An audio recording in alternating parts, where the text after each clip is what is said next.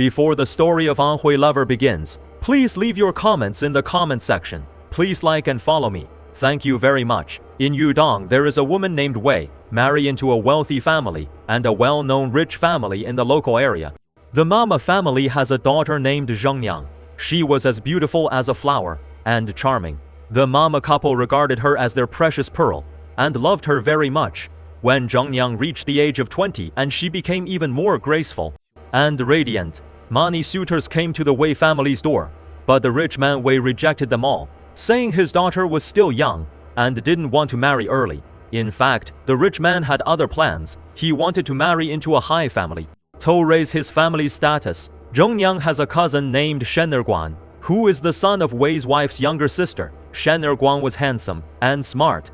Han Shi and Zhongyang were childhood sweethearts, and innocent. When they grew up, they were more in love, and inseparable. Mei's parents also saw some signs, but they thought Shen Erguan was poor, and they were not a good match. So they didn't want to marry their daughter to him. Wei has a servant, named Liang Han. Han is honest and diligent. Wei admired him very much, and let him serve the ink in the study. Liang has a daughter, named Fu Hua, who was also quite pretty. Fu Hua is smart and clever, and deft, and was very loved by the mistress, and often asked her to do needlework in the inner house. Chu Hua and Zhongyang are about the same age, and they get along well. They often played and chatted together. One night, Chu Hua went to the inner house to deliver needlework. She saw Zhongyang sitting alone by the window in a daze. So she asked her what was on her mind. Zhongyang sighed and said, "Although I was born in a rich family, but I am not as free as you. I want to find a soulmate, but my parents want me to marry into a noble family. How can I be satisfied?" Chu Hua said, "Miss, why do you say that? In the world, is there no one you like?" Zhongyang blushed and said that, "Already have a crush in my heart, but I can't bring myself to say it." Chu Hua asked who he was. Zhongyang said it was her cousin Shen Erguan. Chu Hua said that Shen Erguan has a good character, talented and good looking. Miss has a good eye, but my parents dislike his family, and they're afraid it won't work out.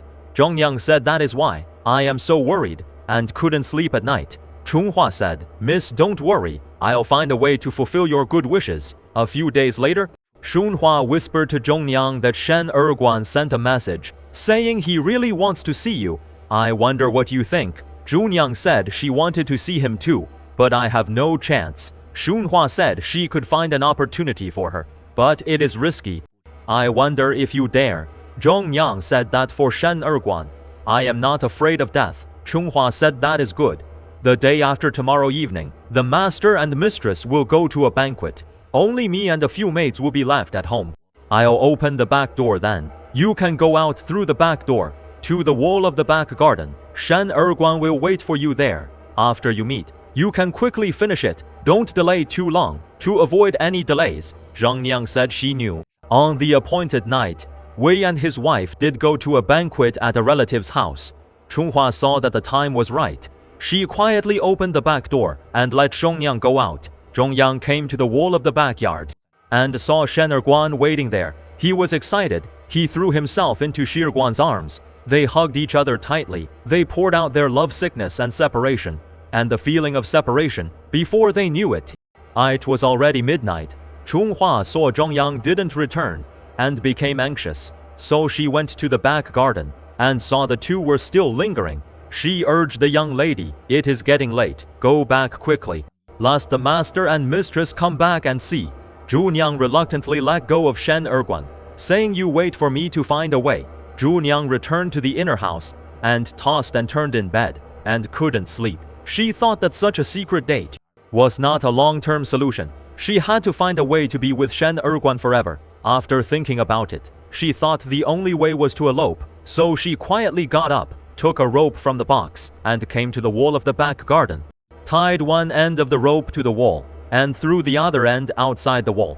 Then she told Shen Erguan to climb down the rope, and we'll go outside. Shen Erguan said yes. He climbed down the rope, just reached the top.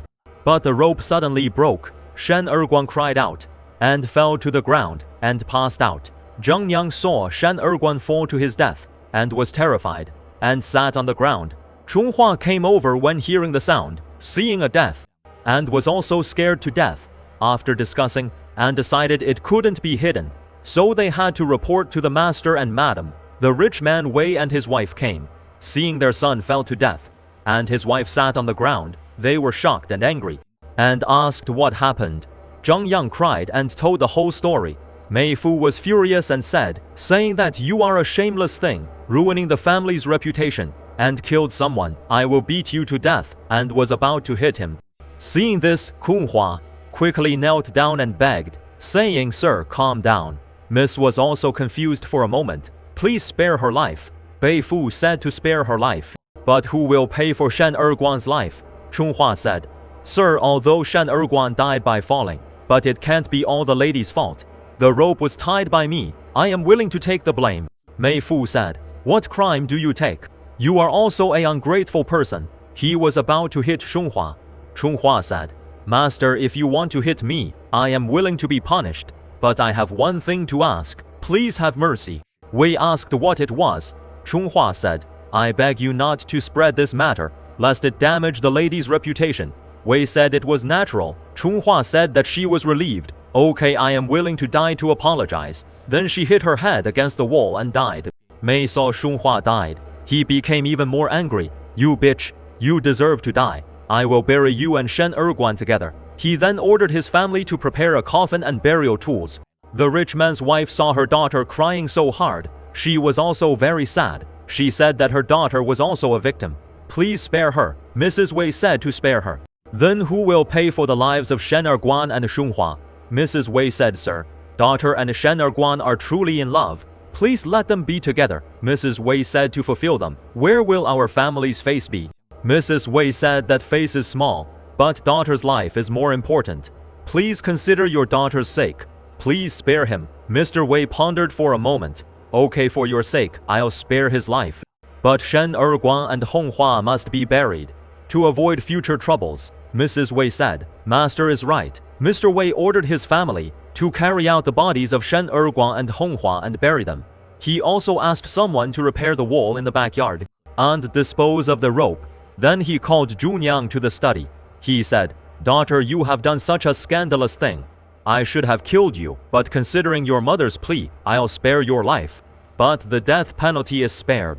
But you can't escape the living sin. I will send you to a nunnery to let you eat vegetarian food and chant the Buddha, and die a premature death. Zhang Yang said. Daughter obeys.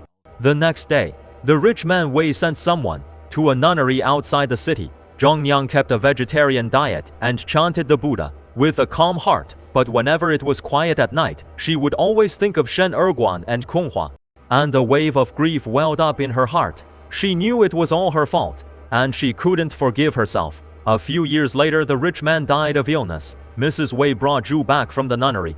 Zhang Yang returned home. Seeing that things have changed, which made her even more sad, she locked herself in the room, without eating or drinking, just sitting there blankly. Seeing her daughter like this, she was also very sad, but she didn't know how to comfort her. One night, Zhunyang took advantage of her mother's sleep, quietly came to the wall of the backyard. There were no traces of the past. She stood there looking at the sky, and silently recited Shen Erguan, Chun Hua, I am sorry for you, I am coming to join you. Saying that, she hit her head against the wall and died. Mrs. Mei came upon hearing the news, and saw her daughter dead, and cried her heart out. She knew that her daughter's death was the punishment for his ruthlessness. For breaking up her daughter and Shen Erguan, she regretted it.